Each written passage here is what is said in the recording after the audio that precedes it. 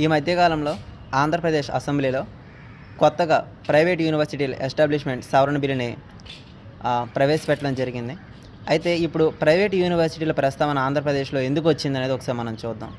అయితే పాలక వర్గాలు దీని మీద ఏం చెప్తున్నాయంటే, మేము రీసెర్చ్ అండ్ స్కిల్ డెవలప్మెంట్ మీద ఫోకస్ చేస్తున్నాం, స్టూడెంట్స్ అందరికీ ఉపాధి కల్పించాలే మా అంతిమ లక్ష్యం అని చెప్తున్నారు. అయితే దీనిలో మనం కొంచెం లోపలికి వెళ్ళి ఆలోచిద్దాం. ఇప్పుడు వాళ్ళు తీసుకొస్తున్న స్కిల్ డెవలప్మెంట్ వల్ల పూర్తిగా అందరికీ ఉపాధి లభించే అవకాశాలు ఉన్నాయా? ఇది మొదటిది. రెండో విషయానికి వస్తే, ఇప్పుడు రీసెర్చ్ చేయడానికి ఓన్లీ ప్రైవేట్ యూనివర్సిటీలను ప్రవేశపెట్టాలా? ఇప్పటివరకు ఉన్న గవర్నమెంట్ యూనివర్సిటీల్లో అభివృద్ధి చేస్తే అవి పనికిరావా? గవర్నమెంట్ యూనివర్సిటీలు ఎందుకు అభివృద్ధి చేయకుండా ఓన్లీ ప్రైవేట్ యూనివర్సిటీల మీద ఎందుకు ఫోకస్ పెడుతున్నారు? ఇంకోవైపు schools, junior colleges already corporate చేతుల్లోనే ఎక్కువగా ఉన్నాయి. ఓకే, ఇలాంటి సమయంలో హైయర్ ఎడ్యుకేషన్లో కూడా యూనివర్సిటీలు తీసుకొస్తే రేపు అనే రోజు పేదవాళ్ళకి విద్య అందే అవకాశాలు ఉన్నాయా? ఓకే, ఈ విషయాల మీద విద్యార్థులందరూ ఆలోచించాలి. ఎందుకంటే రాబోయే రోజుల్లో ఈ సమస్యను ఎదుర్కోబోయేది మన అందరమే.